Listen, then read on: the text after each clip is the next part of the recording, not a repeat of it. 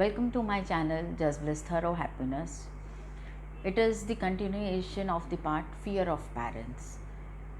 In my previous episode, I had mentioned about the basic fears of a parent, and mostly it is about hurting your child unintentionally, but still there is always a fear. Continuing with it, I would like to add some more points which unknowingly we have it within us. When if somebody asks to talk about it, we usually say no, nothing like that. We are not fearing anything, and that's very true because we might not be so conscious that we are actually and literally getting scared and we have a fear in us. It takes very difficult and lots of confidence to accept your fear, face your fear, and overcome it. And throughout your life as a parent, you would definitely face any certain kinds of fear at every stage. So moving further, once your child has been put into the school, you always fear about how the teacher would be behaving with your child in the school. And and it has been noticed, many parents start getting closer to the teacher. They think if they are closer to the teacher, their child will be taken much more care. I don't know what psychology it is behind, but I would say it is not correct. Otherwise, if teacher starts liking children just because their parents are good to them or close to them, that means she is being unfair to other children whose parents are not able to interact much.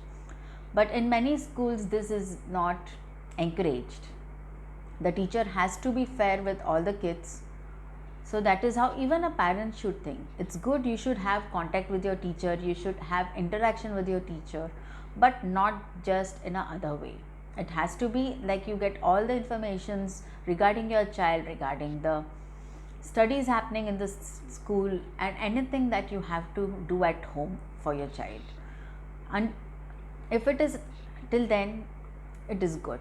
If it goes beyond like benefits and everything, then there has a problem. So avoid doing that. And once your child, have confidence in your child. Someday if you find your child is actually very upset, please find time for your child. Talk to your child. You never know what would have happened to the child. Don't ignore, please. Because when you give that support, when you give that care, when you give that ear to listen, they definitely open up a lot. Just because you feel the child is only throwing tantrum and you avoid, please don't do that. You never know what would have happened to the child in the school. There are the cases, the chances of child abuse which starts at this age, and parents just think that the child is only throwing tantrum and all dramas because child doesn't want to go to school. That should be a reason. If it is from the beginning the child is not able to go to school, the child is cranky, child is not settling down, that is a different part.